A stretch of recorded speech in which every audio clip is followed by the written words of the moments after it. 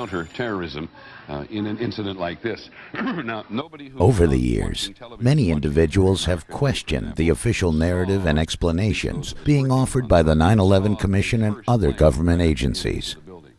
Initially, an investigation of the events was resisted by those in power.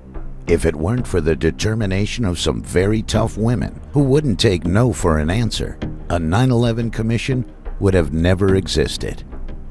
But did a real investigation take place? Was any evidence offered? Many critics of the 9/11 Commission report, including those who sat on the commission, have voiced their concerns over the years, poking large holes in the narrative offered. Omissions and distortions, a whitewash, deceptions, cover-ups. These are the words often repeated when referring to such a report. Evidence for claims made is lacking.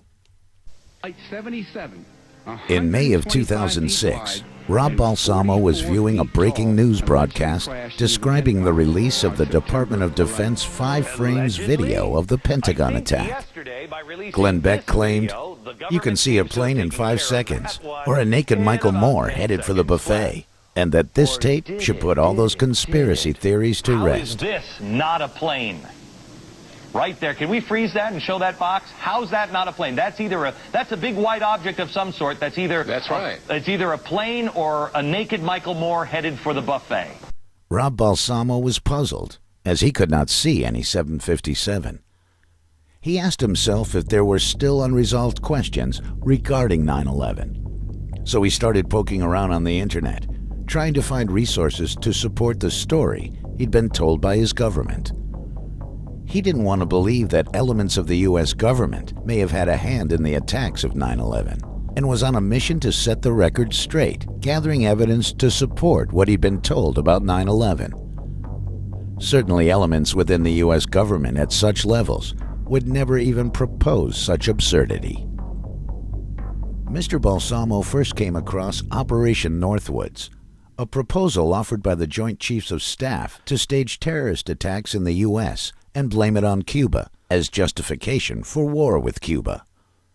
This blew him away, that such elements of society could rise to such high levels of government and then make such absurd proposals. President Kennedy refused such a proposal, and everyone now knows the controversy surrounding John F. Kennedy's death. Consider that 9/11 Commission Chairman Thomas Keane said, "The greatest failure of 9/11 was a lack of imagination." Yet less than 40 years prior, elements of our own government imagined perpetrating such an event. In late summer of 2006, Rob Balsamo co-founded Pilots for 9/11 Truth to formally conduct research on the aviation-related topics of 9/11. Pilots for 9/11 Truth first received a copy of the flight data recorder from the National Transportation Safety Board, claimed to be from American Airlines Flight 77, the aircraft which is alleged to have caused the damage at the Pentagon. Certainly this data would show definitive proof of the attack. Over the years, information and data has been offered by government agencies in an attempt to support the official narrative, usually through lengthy Freedom of Information Act requests, with many forced by appeals. Government agencies have also refused to provide evidence for their claims, or they claim such evidence does not exist to support their story. On trial, the government narrative of events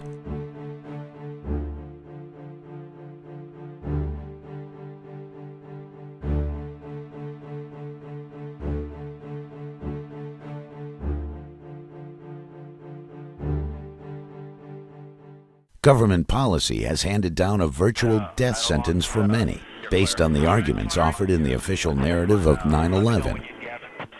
Does the government story prove it's a case beyond and to the exclusion of any reasonable doubt? We would hope so, given all the changes in domestic and foreign policy restricting freedoms, 2 wars which have proven to be the longest in American history, and the millions dead and mounting. You are the jury. We just engaged all 8 individuals. Evidence is based on government reports, data, information, and witnesses. Questions asked are: is the government offering supporting evidence for their claims? Is the evidence the government has offered sufficient for their actions? Does the evidence conflict with their story? Has the evidence proven beyond a reasonable doubt justification for their actions at home and across the globe? Expert witnesses will also be offered. Expert witnesses are the only witnesses who are allowed to give their opinions based on their expertise in a court of law. All of the evidence to be presented here, except for one topic, is admissible in a court of law if only a judge would be willing to look at the evidence before throwing out a case as frivolous, preferably one who isn't related to Bush.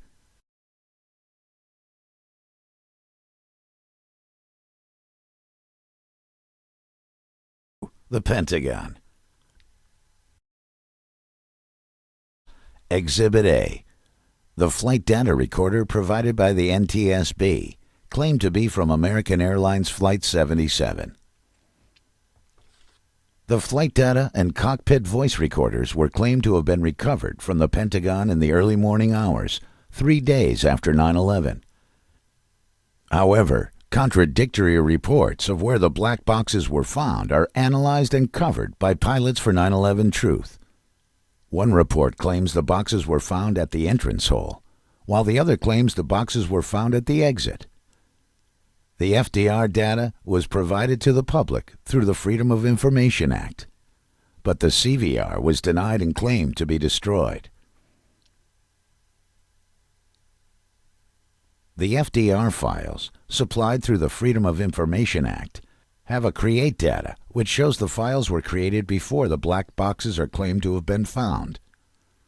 The FDR raw file says it was created on September 13th at 11:45 p.m. But the black boxes weren't found until September 14th, shortly before 4 a.m. in the morning, several hours later. Is this proof beyond a reasonable doubt? The chain of custody is certainly in question, but let's see what the data contains, since the government agencies claim it is from American 77, and such data can be admitted into a court of law. Hopefully, the data itself will at least support their story, as it should. Analyzed in Pilots for 9/11 Truth film, Flight of American 77, it has been determined the data provided by the NTSB does not support an impact at the Pentagon. The aircraft data shows too high to hit the Pentagon. Vertical speeds too great to be level across the lawn, as seen in the DoD 5 frames video. Pitch angles, which do not coincide with the lack of damage to the foundation of the Pentagon. Hypothetical scenarios based on the data, topography, and obstacles analyzed by expert witnesses Captain Rob Balsamo and aeronautical engineer Jeff Lattice demonstrate the maneuvers are not possible for a standard 757 through aerodynamics. Flight data recorders are used to determine flight safety and are extremely accurate. If the government story we have been told were accurate, the FDR should support the narrative. Pilots for 9/11 Truth have contacted the NTSB and the FBI, questioning such data conflicts with the government story. The NTSB and FBI refuse to comment. I have no comment on... Both of the phone recordings with the NTSB and FBI can be found in the Pilots for 9/11 Truth presentation, Flight of American 77. Pilots for 9/11 Truth went further to determine if the data is linked to N644AA, a standard Boeing 757, the aircraft claimed to be dispatched as American Airlines Flight 77. We already know the chain of custody for the data is dubious, an understatement to be sure, but the data itself should link to N644AA. After consulting with FDR experts, aircraft ID and fleet ID parameters in the FDR data are the first parameters an FDR analyst and expert or aircraft accident investigator looks at to determine from what specific aircraft the data was produced. After reviewing the data, these parameters are missing. Such missing parameters would be a huge red flag for any FDR analyst looking at such data. Combined with the missing fleet ID and aircraft ID parameters, the serial and parts numbers to the black boxes are also missing. This is unprecedented. There is no evidence linking the data back to N644AA, the flight alleged to be dispatched as American 77. This creates tremendous doubt with respect to what we've been told by the government. This data is admissible in a court of law. Exhibit B, departure gate and latitude-longitude coordinates based on data. It has been reported that American Airlines Flight 77 departed Washington Dulles International Airport at approximately 08:20 a.m. on the morning of September 11, 2001, allegedly from Terminal Concourse D, Gate 26. Does the flight data recorder positional data provided by the National Transportation Safety Board support such a claim? This illustration is a diagram of Dulles Concourse D and their respective gates. It shows gate D26 on the southwest corner of the terminal. This is the raw latitude-longitude plot based on the information as seen in the raw flight data recorder file provided by the NTSB. As you can see, there is an offset from the runway during departure. This is further evidence which we will get into a bit later. The system generating this data is called an Inertial Reference System, or IRS. Color coding is recognized as: green is the parking spot the night before engine off. Red is engine start after pushback. Yellow M2 is forward movement into a turn. Red M3 is radio altitude at 3 feet. First indication of liftoff from the runway. After adjusting the latitude-longitude offset, the positional data has the aircraft departing a gate further east of gate D26 and on the north side of the concourse.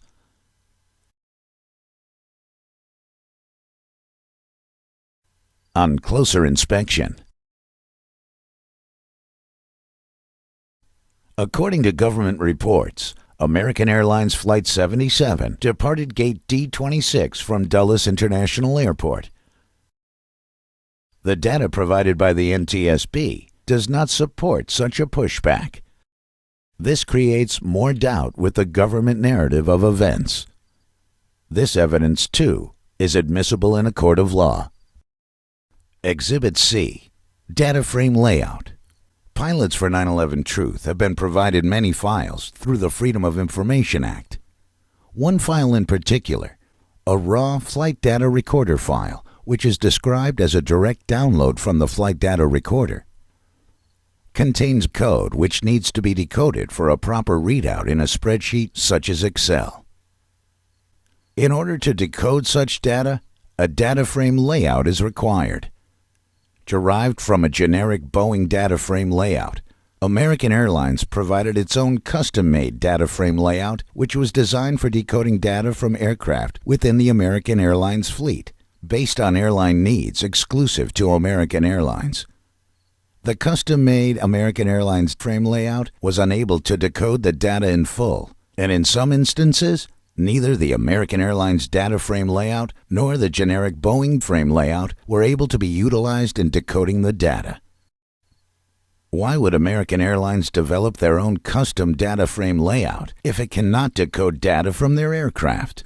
Or perhaps the data being provided is not from an American Airlines jet? More doubt of what we've been told. Pilots for 9/11 Truth also found there's no evidence suggesting a hijack had occurred. A flight deck door parameter shows the door closed for the entire flight. No evidence has been provided thus far which shows the flight deck door open in order to facilitate a hijack. Once again, the data does not support what we've been told. Exhibit E, departure gate and full alignment. As we have discussed, according to government reports and recordings, American Airlines Flight 77 departed from gate D26 at Dulles. However, when the latitude-longitude data is adjusted for the 3,000-plus foot offset, the data shows a departure from a gate other than D26. American Airlines requires a full alignment, as opposed to a fast alignment, prior to every flight, with the pilots physically inputting the latitude-longitude coordinates of the gate provided by navigational charts into their navigational system. The aircraft should have never left the gate with such a large error within its navigational system. Although some aircraft have the ability to update its position in flight, an update is very different from an alignment. Any updates in flight will not be accurate if the initial alignment was not achieved at the gate. Expert witnesses and American Airlines captains, including captains and pilots from other airlines and not affiliated with Pilots for 9/11 Truth, had this to say after viewing the latitude-longitude offset shown in the data.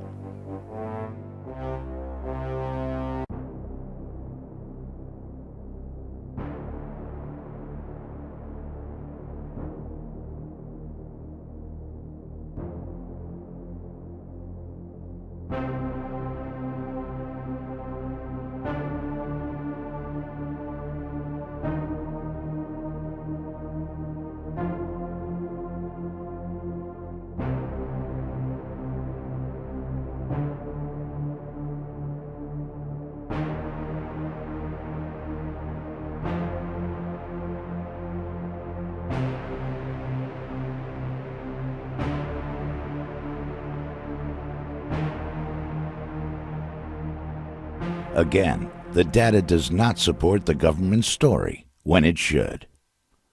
Exhibit F, Auto Alignment and GPS. Military aircraft were equipped with GPS, global positioning systems, long before GPS was offered for commercial use. When equipped, they can auto-align the inertial reference system. N644AA, American Airlines Flight 77, was not equipped with a GPS. The aircraft was built in 1991, long before GPS was used as a primary navigational aid for navigation. However, when one looks through the data, it shows a GPS as operational. How can a GPS be OPER if the data is reported to come from an aircraft which doesn't have a GPS? The data shows that the latitude-longitude plots auto-align with radar plots in flight after departure.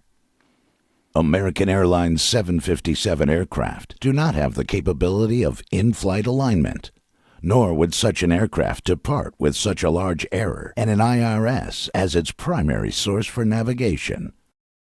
It is impossible for an IRS-equipped American Airlines jet to get accurate position information if the system was not aligned at the gate. The aircraft needs to be stationary for proper alignment, or else the navigational device will have large errors and could perhaps be fatal. According to American Airlines 757-767 Captain Ralph Kolstad, who has actual flight time in N644AA, if the inertial reference system, IRS, is lost in flight or shows large errors, an emergency has to be declared. The aircraft is required to sit stationary for more than 10 minutes in order to obtain a full alignment of the inertial reference system prior to every flight. This claim is supported by the American Airlines 757-767 operating manual pre-flight checklist as well. How can an auto-align occur airborne if American Airlines aircraft do not have this capability, nor a GPS? This is more evidence demonstrating the data did not come from an American Airlines jet and is admissible in a court of law. Exhibit G, no forensic evidence. The limited number of aircraft parts found at the site were never identified as coming from N644AA. The FBI claims there was no reason to identify the parts, as they never felt the aircraft identity was in question. DNA analysis was claimed to be performed. However, DNA evidence does not determine aircraft identification. DNA evidence determines the person who the DNA belongs to. It does not determine the performance of an aircraft, nor what type of parts may or may not have been installed on an aircraft, or any modifications which may or may not have taken place. DNA chain of custody is also in question. Citizen investigators have taken it upon themselves to record and gather witness statements firsthand. Many witnesses, including Pentagon police officers, observed the aircraft which is claimed to have caused the damage at the Pentagon on a path which is physically and aerodynamically impossible to have caused the damage for any conventional aircraft. Citizen investigation team interviewed witnesses in crucial vantage points to the attack. All of them corroborate each other as observing the aircraft on a flight path which is irreconcilable with the damage. Detailed analysis and recorded interviews can be found in Citizen Investigation Team National Security Alert and Pilots for 9/11 Truth, 9/11 Attack on the Pentagon. Some witnesses also state they saw the aircraft fly over the Pentagon immediately after the explosion at the building. These witnesses are certainly admissible in a court of law, and many have specified that they will testify.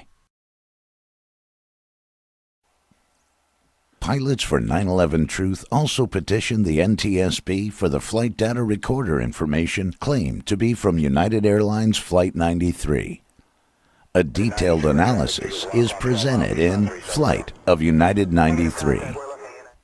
Exhibit H, Flight Data and Cockpit Voice Recorder. The flight data and cockpit voice recorders were claimed to have been removed. The FDR data was provided to the public through the Freedom of Information Act, but the CVR, the cockpit voice recorder, was denied. There's no evidence linking the data to the claimed aircraft, N591UA, a standard Boeing 757, dispatched as United 93. The serial numbers and part numbers are mysteriously absent. Again, this is unprecedented. Exhibit I, the NTSB flight path data and animation reconstruction. The NTSB approach path and altitude does not support eyewitness statements. All altitude data on the northern approach contradicts witness statements published by the New York Times. The impact angle, according to flight data recorder, does not support an almost vertical impact, as the government story and crater suggests. Speeds and aircraft maneuvering are well outside the envelope of a standard 757. Such abrupt maneuvering well above the maneuvering speed of the aircraft will cause structural failure. This is what happened to American Flight 587 while making maneuvers at departure speed.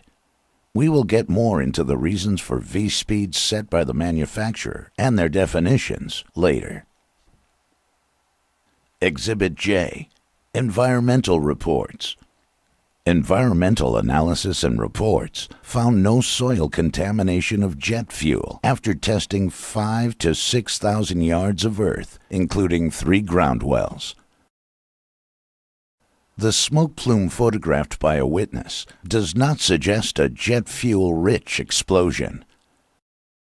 Breaking news now, Eyewitness News in Warwick, where crews are cleaning up after an airplane fuel spill. We're told it happened at the North Star Aviation near TF Green Airport. A spokesperson tells us a truck was filling up an underground fuel tank when about 25 gallons of it spilled. Workers had to evacuate the building. We're told workers were able to suck up most of the fuel, and the DEM is investigating. Yet no such contamination found when a 757 carrying thousands of gallons of jet fuel crashes into the earth?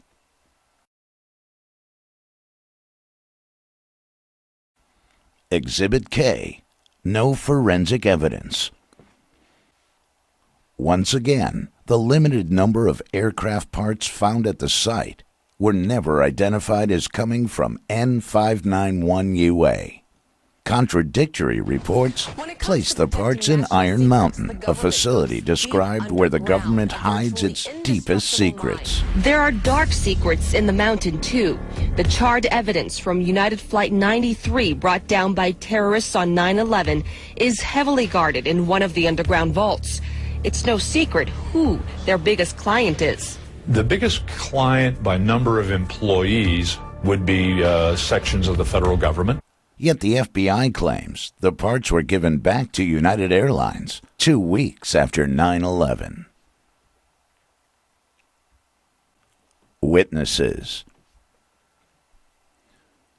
Witness observations of the approach path contradict a northern approach as described by popular mechanics and the U.S. government.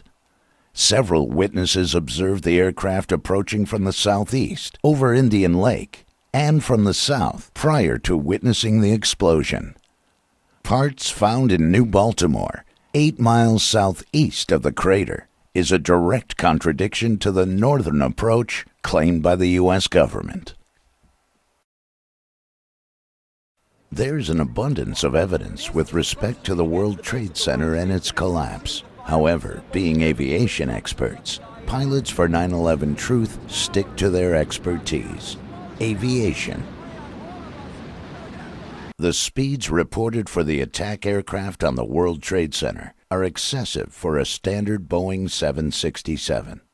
The speed data for the alleged Pentagon and Shanksville aircraft are also excessive for a standard Boeing 757.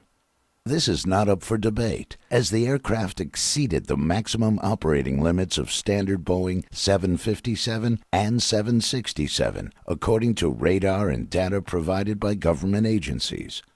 The details are analyzed in the Pilots for 9/11 Truth presentation, 9/11 World Trade Center Attack. However, more evidence has been gathered since.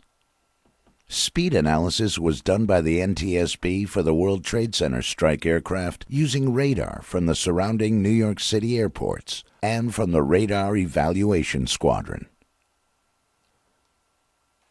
Exhibit L, Flight Data and Cockpit Voice Recorder. The flight data recorder and cockpit voice recorders were alleged to have not been found in the World Trade Center rubble by the FBI, but witnesses claimed to have found the recorder, and the NTSB has claimed to receive them, according to journalist Dave Lindorf, all of which can be called to the stand in a court of law. Exhibit M, No Forensic Evidence. Once again, no forensic evidence has been offered by government agencies linking aircraft parts found at the World Trade Center site to the aircraft alleged to have crashed there. Exhibit N, Radar Data and Tower Impact. Since the flight data recorder data is unavailable for the World Trade Center strike aircraft, pilots for 9/11 Truth look to other data to determine if it supports the government narrative of events. Radar data analyzed by the NTSB alleges 510 knots for the aircraft which impacted the South Tower, and 430 knots for the aircraft which is observed to strike the North Tower. The data for the North Tower impact does seem possible, but the South Tower impact is not possible for a standard 767. This is a typical VG diagram used by pilots to determine aircraft performance. Each aircraft has its own VG diagram, or one can be constructed using the V-speeds established by the manufacturer. As you can see, the flight envelope is defined by V-speeds and G-load limits. V-speeds are set by the manufacturer based on wind tunnel and flight testing. G-loads are set by standard limits set by the FAA for type aircraft. Manufacturers design a prototype, place it in a wind tunnel, and test the airframe efficiency and performance.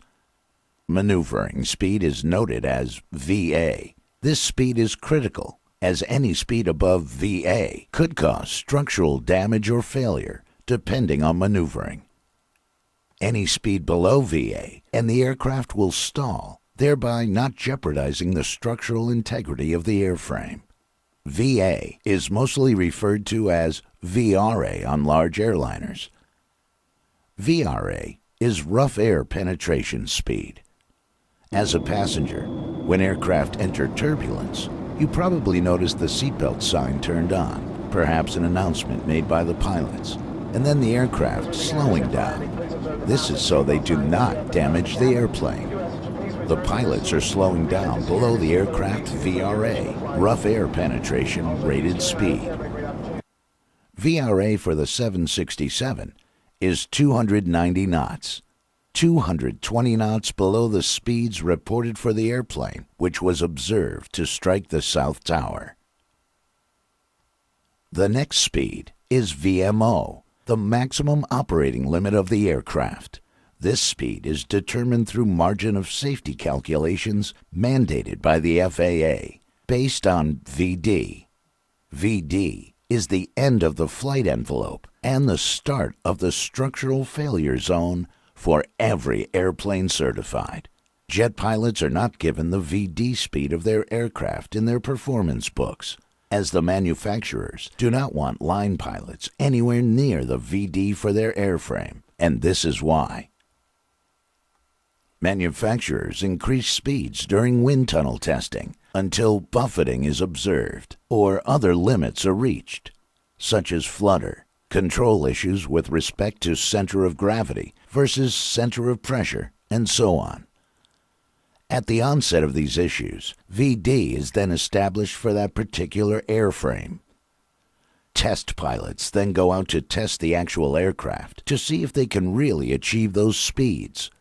If experiencing the onset of the issues discussed prior to the VD established in the wind tunnel, VD is then lowered, thereby affecting and lowering the aircraft VMO through safety margin calculations. Or the airframe is modified to achieve a higher VD with success. VD is a hard limit, meaning there is no additional margin of safety above VD. G-load limits do have a safety factor of 150% after manufacturer test, but as it concerns aircraft speed, VD is the end of the flight envelope and the start of the structural failure zone. This does not mean an aircraft will fall apart 1 knot over VD. However, many aircraft have suffered structural failure prior to VD. A good example is American Airlines Flight 587. According to reports, the airplane lost its vertical stabilizer at departure speeds due to maneuvering. Some aircraft have also exceeded VD, but not by much. Anyone who flies an aircraft beyond such a limitation is now considered a test pilot, as such speeds are never tested during certification. However, based on precedent, we can see the limitations set by the manufacturer are pretty accurate. In 9/11 World Trade Center attack, pilots for 9/11 Truth discussed the Egypt Air 990 crash. It was determined that Egypt Air 990 suffered in-flight structural failure just 5 knots into the structural failure zone, as determined by Boeing and as defined by the Illustrated Guide to Aerodynamics. The aircraft, which was observed to hit the South Tower, was traveling 90 knots into the structural failure zone of a standard 767 and 150 knots over a standard 767 max operating limit.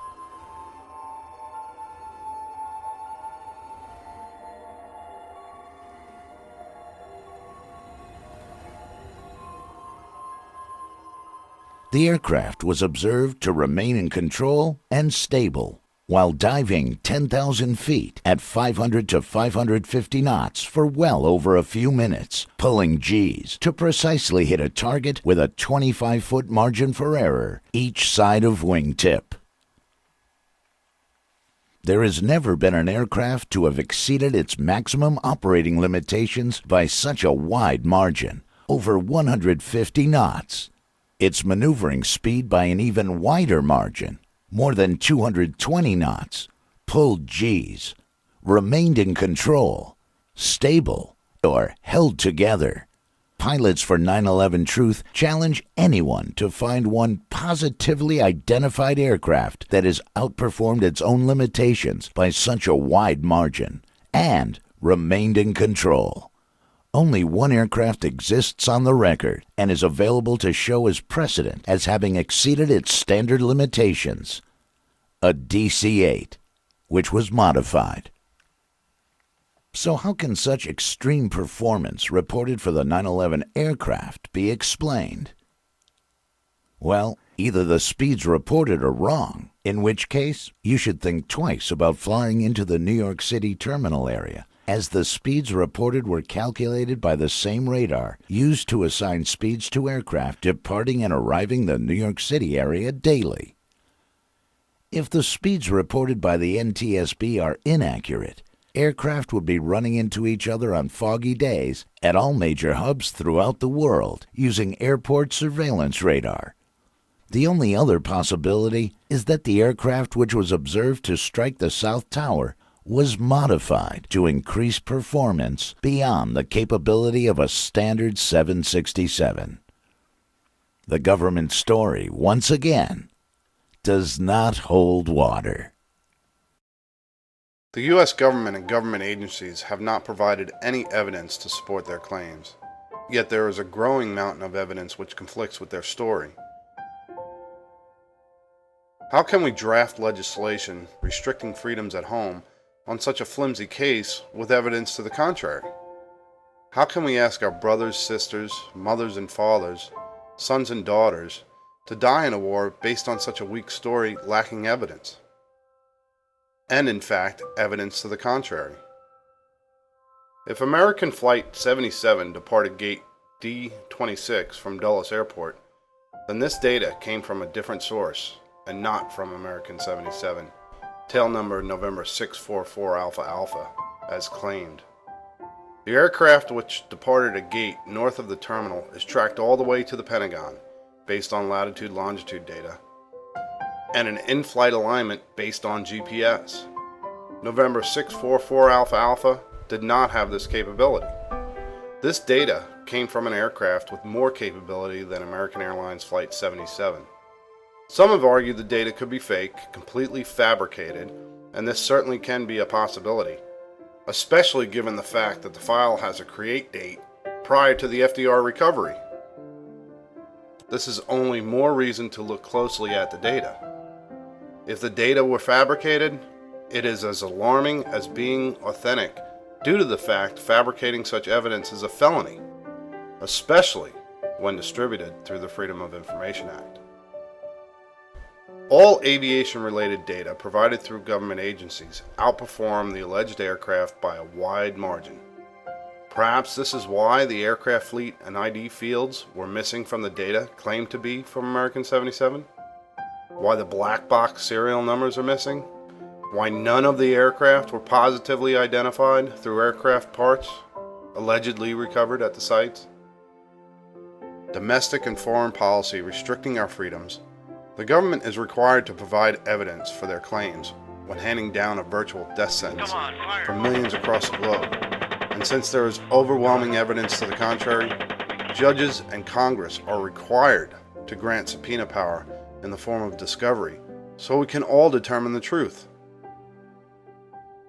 Obama ran on a platform of transparency in government, yet we still do not have any answers, rather more restrictions on our freedoms, NSA spying on Americans, and continuing wars. 9/11, never forget. Demand answers, prosecute the guilty, demand justice for the innocent.